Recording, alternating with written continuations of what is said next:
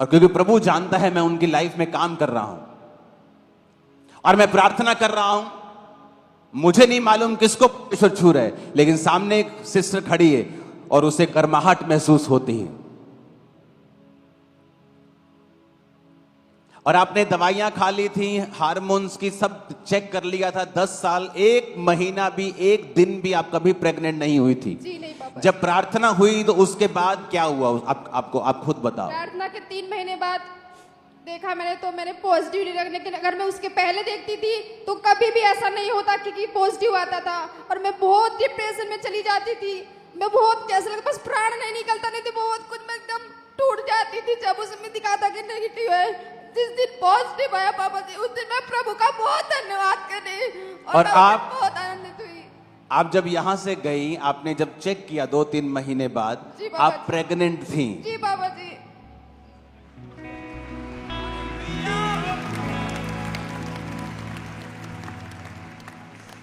आपको यकीन हुआ फिर कि मैं प्रेग्नेंट हो गई हूं? अब वो कैसे?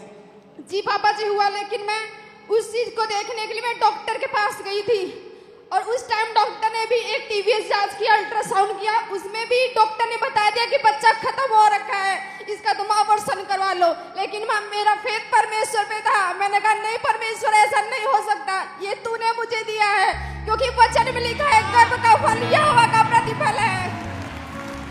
और वचन में यह भी लिखा है कि इस्राएल में किसी भी स्त्री का न गर्भ गिरेगा न बाज होगी। आवाज मेरे को समझ आनी चाहिए। ये साउंड मैन कौन है अंदर आज? साउंड वाला अगर कोई बोलता है और समझ नहीं आया तो तुम नालायक हो जो अंदर बैठे हो।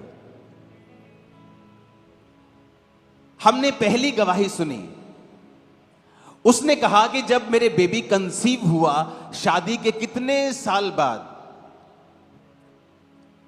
तो 8वें महीने में शैतान ने अटैक किया, लेकिन बेबी को कुछ नहीं हुआ। यह भी सेम कि परमेश्वर ने मुझे इतने साल बाद 10 साल बाद प्रेगनेंसी दी और शैतान ने फिर बेबी पे अटैक किया, क्योंकि पहले भी वही रुकावट थी और बाद में भी वही रुकावट बनना चाहता था। आप समझ रहे हैं? आसान नहीं था, क्योंकि शैतान देखता है अच्छा परमेश्वर ने दे दिया, मैं इसे वापस लूंगा, मैं होने नहीं दूंगा। आपने कुछ पाया, उसके बाद वचन बोलते रहें, संगति करते रहें, आत्मिक चीजें करते रहें।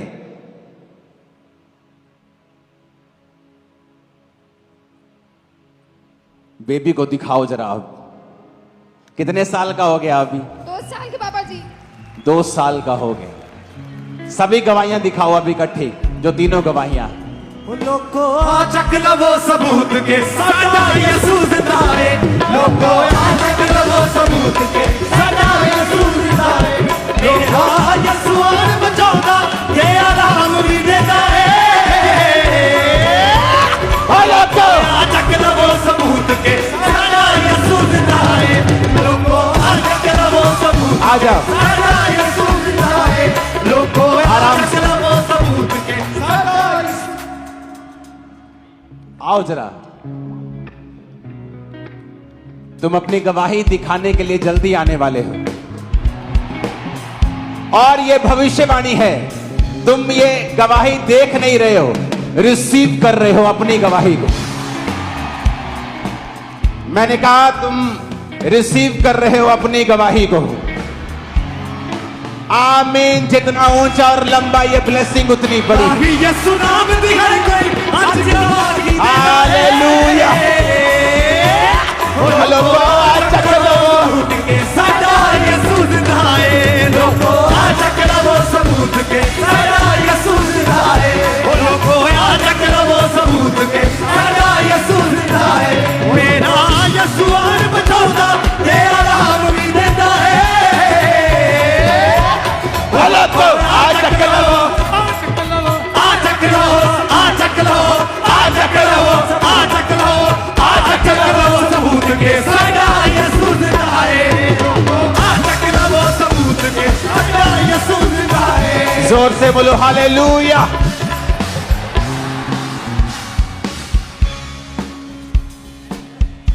हालेलुया का मजा आना चाहिए आज।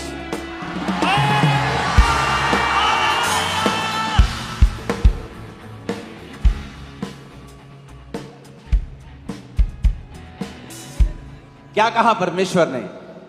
मैंने तुम्हारी बीमारियों के लिए कोड़े खा लिए हैं।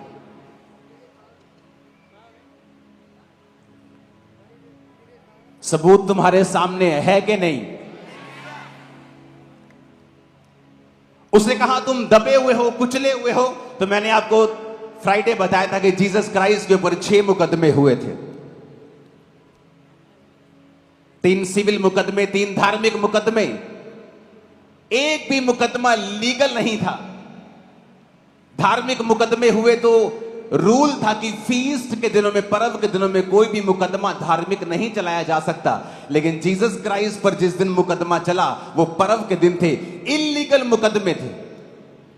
आप जानते, जब आप जज के सामने जाएं और आपका मुकदमा इल्लीगल हो तो उसकी सुनवाई ही नहीं होती, वो एक पॉइंट पर ही रद्द हो जाता है, शुरुआत में ही रद्द हो जाता है और जज डांट कर, झिड़क कर वापस भेज देता है। लेकिन जीसस क्राइस्ट के ऊपर मुकदमा चला। रात को किसी को पकड़ नहीं सकते थे, उसने रात को पकड़ा। और बहुत सी ऐसी घटनाएं थी जो इल्लीगल थी, लेकिन जीसस क्राइस्ट ने वो सहा। और आज जो लोग बंधे हुए हैं, मुश्किल में हैं, टॉर्चर सहन कर रहे हैं, किसी इंसान का या शैतान का, जब प्रभु यीशु मसीह मुर्दों में से जी उठे तो उसने ये बता दिया कि मैंने मूल्य अदा कर दिया है। अगर तुम मुझ पर विश्वास करोगे तो तुम्हारे ऊपर एक भी ये प्रॉब्लम नहीं होगी, क्योंकि मैंने हर एक चीज का हल कर दिया है।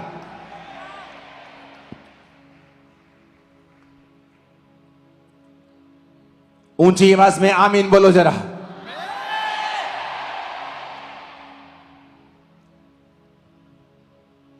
यीशु मसीह का जी उठना इस बात का सबूत था कि परमेश्वर ने सारा कुछ जो खुदा ने हमारे लिए किया, जो हमारे लिए कोड़े खाए, जो गरीब घर में जन्मा, उसकी सुंदरता आदमियों के जैसी नहीं रह गई थी। हमारे अपराधों के कारण वो घायल किया गया, अपने लहू को बहाया और जी उठने पर उसने ये साबित कर दिया कि वो मेरा अपनी मर्जी से किया हुआ काम था।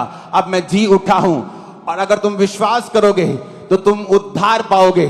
तुम बोझ के नीचे दबे हुए लोगों, मेरे पास आओ, मैं तुम्हें विश्राम दूंगा। तुम विश्राम पाओगे, तुम चंगाई पाओगे, तुम आजादी पाओगे, तुम उद्धार पाओगे, तुम कुचले हुए नहीं रहोगे। मैं तुम्हें ऊंचा करूंगा और आजाद करूंगा और ब्लेस करूंगा। हालेलुया।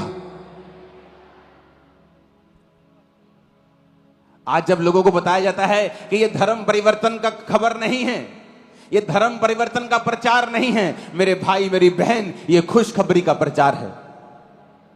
क्या खुशखबरी है? खुशखबरी यह है, क्या तू बीमार है? तेरी बीमारी के लिए प्रभु यीशु मसीह ने कोड़े खाए। तू पापी है, परमेश्वर ने तेरे लिए लहू को बहाया है। तू बंधा हुआ है, परमेश्वर तेरे लिए बांधा गया ताकि तुझे आजाद कर सके। तू गरीबी के बंधनों में, श्रापों में है, परमेश्वर ने तेरे सारे श्रापों को काठ पर लटक कर खत्म कर दिया है। तू शर्मिंदा है, परमेश्वर ने उस क्रूस को, उस शर्मिंदगी को उठाया। वो क्रूस शर्मिंदा करने के लिए दी जाती थी, सबसे शर्मनाक मौत थी। तो परमेश्वर ने कहा अगर तू आज विश्वास करे कि वो क्रूस मैंने तेरे लिए उठाया था तो तेरी भी शर्मिंदगी खत्म होगी। ऊंची आवाज में हालेलुया बोलो जरा।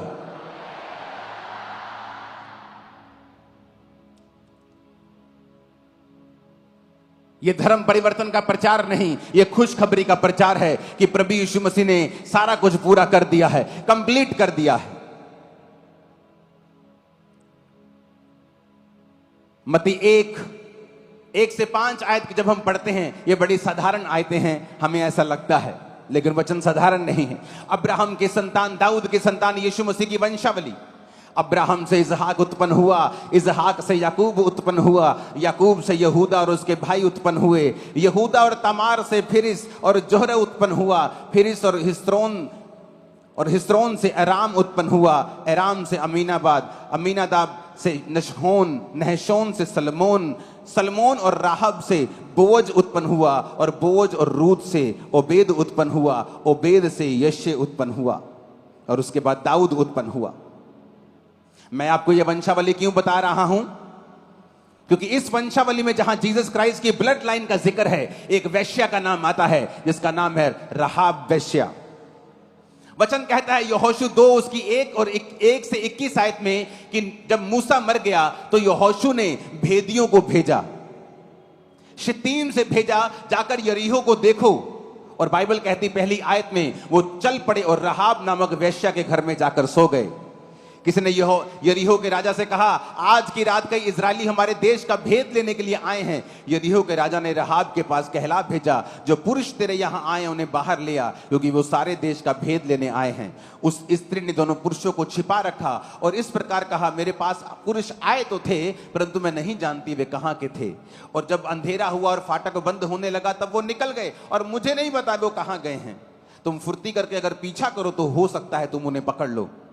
उसने उनको घर की छत पर चढ़कर सनई की लकड़ी के नीचे छिपा दिया था जो छत पर सजा के रखी थी। रहाब उन पुरुषों से कहने लगी 9 आयत में, मुझे निश्चय है कि यहोवा ने तुम लोगों को यह देश दिया है, तुम्हारा भय हम लोगों के मन में समाया है और इस देश के सब निवासी तुम्हारे कारण घबरा रहे हैं, क्योंकि हमने सुना है कि यहोवा ने तुम्हें मिस्र से निकलते समय तुम्हारे सामने लाल समुद्र का जल सुखा दिया और तुम लोगों ने सिहोन और ओग नामक यरदन पार रहने वाले अमोरियों के दोनों राजाओं का नाश कर दिया है। सुनते ही हमारा मन पिघल गया और तुम्हारे कारण हमारे जी में जी न रहा, क्योंकि तुम्हारा परमेश्वर यहोवा ऊपर के आकाश का और नीचे की पृथ्वी का भी परमेश्वर है। वचन कहता है जब वो इजरायली भेद लेने के लिए गए यरीहो में तो किसी ने बता दिया, अगर तुम्हारी इंटेलिजेंसी एजेंसियां हैं तो दूसरे देश की भी हैं, उसके भी भेदिए हो सकते थे। उन्होंने बता दिया कि आज भेदिए आए हैं और यहां पे हैं और इस वेश्या के पास वो पहुंचे हैं। राजा ने मैसेज किया वेश्या को कि तेरे पास जो पुरुष आए हैं उन्हें बता वो कहां हैं।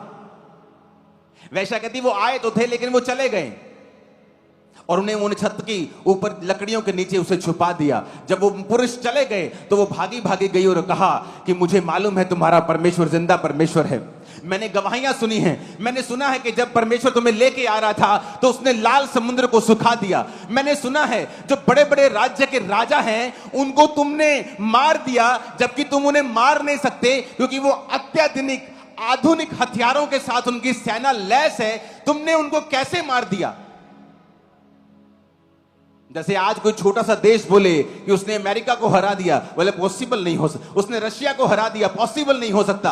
ये देशों के पास परमाणु हथियार हैं, तुम्हारा देश को तोपे भी नहीं, तुम्हारे पास वो अच्छी गोलियां भी नहीं, तुम उन कैसे हरा दिया उनको? तो रहाब को मालूम था जो ये कर रहा है ये परमेश्वर है, इस प्रजा के संग परमेश्वर है, इन लोगों के संग परमेश्वर है। उसने समाचार का विश्वास किया, उसने गवाहियों पर विश्वास किया, जो खुदाबंद कर रहा था उसने स्वीकार किया। इसलिए प्रभु यीशु मसीह कहते हैं, जब लोग पूछते हैं हे पिता मैं उद्धार पाने के लिए क्या करूं, पास्टर जी मैं उद्धार पाने के लिए क्या करूं, तो प्रभु का वचन कहता है जो परमेश्वर ने किया है उस पर विश्वास कर। जिस तरह यहोवा पिता जो कर रहे थे इजरायलियों के जीवन में, रहाब वेश्या ने स्वीकार किया कि हां जो तुम्हारे जीवन में हो रहा है ये आम नहीं है। क्या कैंसर जाना आम चीज है? क्या लोगों का चंगे होना आम चीज है? हाथों को हिलाओ जिन्होंने नशा छोड़ दिया है, दोनों हाथों को हिलाओ, दोनों हाथों को हिलाओ। क्या ये आम चीज है जो आप प्रभु यीशु मसीह नाम में आप सभी को जय मसीह की। प्रभु आपको आशीष दे, आपको ब्लेस करे, आपको हर एक मुसीबत में परमेश्वर साथ दे। आप विश्वास में बने रहिए। अभी आपने इस वचन को सुना, इस प्रार्थना को सुना। प्रभु आपको ब्लेस करे, आपको आशीष दे, आपको हर एक बीमारी से हर एक परेशानी से आज़ाद करे। अभी मैं आपको एक वचन बताऊंगा, इस बाइबल के माध्यम से पढ़कर बताऊंगा, जो कि इस वचन को आप सुनेंगे तो परमेश्वर आपके लाइफ में काम करेगा और आपको इस वचन से बहुत कुछ सीखने को मिलेगा। आपको हर एक परेशानी से हर एक मुसीबत से लड़ने की शक्ति मिलेगी जो कि आपके लाइफ में काम करेगा। आप देखे होंगे कि बहुत से लोग हैं जो कि शैतान के चंगुल में फंस जाते हैं और शैतान उनके लाइफ में बर्बाद करके उनके लाइफ को बर्बाद करके छोड़ देता है और वो समझ नहीं पाते हैं कि हमारे लाइफ में किस प्रकार की ये घटनाएं हो रही हैं जो कि हमें भी समझ में नहीं आ रही हैं। क्योंकि जो लूसीफर था, लूसीफर को आप जानते होंगे कि जो वचन में लिखा हुआ है, लूसीफर एक परमेश्वर का बहुत ही बड़ा स्वर्गदूत था और वो परमेश्वर का खास स्वर्गदूत था, वो परमेश्वर का बहुत करीबी स्वर्गदूत था। लेकिन उसके अंदर शैतान कैसे आगमन किया और उसके अंदर जो उसका मन कैसे भटका और वो गलत रास्ते पर गया और किस प्रकार से एक स्वर्गदूत होकर वो शैतान बन गया, वो आगे मैं आपको एक वीडियो में बताऊंगा। इसका लूसीफर का कहानी बताऊंगा पूरे विस्तार से, और ये कहानी बहुत लंबी है। इस वीडियो में मैं इतना लंबी कहानी नहीं बता पाऊंगा। मैं आपको कुछ जो है वचन बताने जा रहा हूँ इस बाइबल के माध्यम से। आप इस वीडियो के माध्यम से आप इस वचन को जरूर सुनिएगा।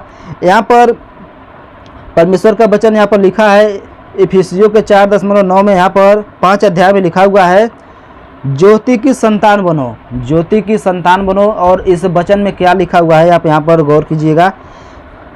इसलिए प्रिय बालकों के समान परमेश्वर का अनुकरण करो और प्रेम में चलो, जैसे मसीह ने भी तुमसे प्रेम किया और हमारे लिए अपने आप को सुखदायक सुगंध के लिए परमेश्वर के आगे भेंट करके बलिदान कर दिया।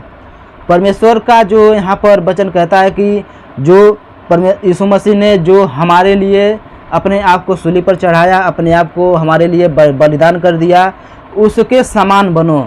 जो यीशु मसीह ने जो काम किया उसके समान बनो। उसने हमारे लिए, उसने अपने लिए नहीं, हमारे लिए उसने अपने आप को बलिदान कर दिया। सूली पर चढ़कर उसने लहू बहाया, अपने आप को कोड़े खाया। वो सब काम जो उसने किया वो हमारे लिए ही किया। और यहाँ पर क्या लिखा हुआ है, जैसा पवित्र लोगों के योग्य है वैसा तुम्हें स्वभिचार और किसी प्रकार के अशुद्ध काम या लोभ की चर्चा तक ना हो, और न निर्जलता, न मूर्खता की बातचीत की, न ठड्डे की, क्योंकि ये बातें शोभा नहीं देती, वरन धन्यवाद की सुना जाए, क्योंकि तुम यह जानते हो कि किसी स्वविचार या अशुद्ध जन या लोभी मनुष्य की जो मूर्ति पूजा के बराबर हैं, और मसीह और परमेश्वर के राज्य में मिशा नहीं। कोई तुम्हें व्यर्थ बातों से धोखा न दे। यहाँ पर जो लिखा हुआ है कि व्यर्थ बातों से जो मूर्ति पूजा करते हैं, और मूर्ति पूजा में कोई ऐसा मुझे चीज़ नहीं दिखा, क्योंकि मूर्ति पूजा बनाने में और उसको बनाकर 5 दिन 10 दिन पूजा करने के बाद उसको विसर्जन कर देना, फेंक देना, इसके बारे में यहाँ पर लिखा हुआ विस्तार से कि इसमें धोखा ना खाओ। यहाँ पर धोखा खाने के लिए यहाँ पर पूरा विस्तार से लिखा हुआ है, क्योंकि इन ही कामों के कारण परमेश्वर का क्रोध आज्ञा न मानने वालों पर भड़कता है। जो लोग परमेश्वर का आज्ञा नहीं मानते हैं, जो लोग परमेश्वर के वचनों पर नहीं चलते हैं, उनके लाइफ में परमेश्वर का क्रोध भड़कता है और वो अपने लाइफ से भटक जाते हैं। परमेश्वर उनके लाइफ में जब कार्य नहीं करता है तो जब परमेश्वर उनके लाइफ से हट जाता है तो शैतान उनके लाइफ में आ जाता है और उनके लाइफ को बर्बाद करने लगता है। क्योंकि जब तक हमारे लाइफ में हमारे साथ परमेश्वर है तब तक शैतान हमारे लाइफ को बर्बाद नहीं कर सकता। जब परमेश्वर हमारे लाइफ से हट जाता है तो जो है शैतान हमारे लाइफ में तबाह करने के लिए शुरू हो जाता है। तो यहाँ पर इस प्रकार से यहाँ पर लिखा हुआ है, और इसीलिए तुम उनके सहभागी ना हो, क्योंकि तुम जो पहले अंधकार थे परंतु अब प्रभु में ज्योति हो। तो आप जब पहले अंधकार में थे अब इसमें प्रभु के ज्योति में हैं और प्रभु के इस वचन में हैं। तो आप जो है इस वचन में आकर उसके बाद फिर आप अगर अंधकार में जाएंगे तो आपकी गलती है, आपका दोष है, और इस गलती को परमेश्वर माफ़ नहीं करता है, माफ़ करेगा क्योंकि हमारा परमेश्वर दयालु परमेश्वर हो, माफ़ भी कर देता है। लेकिन आप जो है प्रार्थना करेंगे तो आपको ज़रूर माफ़ करेगा। तो इस वचन में जो लिखा हुआ है आपने इस वचन को सुना, वचन को रिसीव किया। प्रभु आपको आशीष दे। आप सभी को जय मसीह की।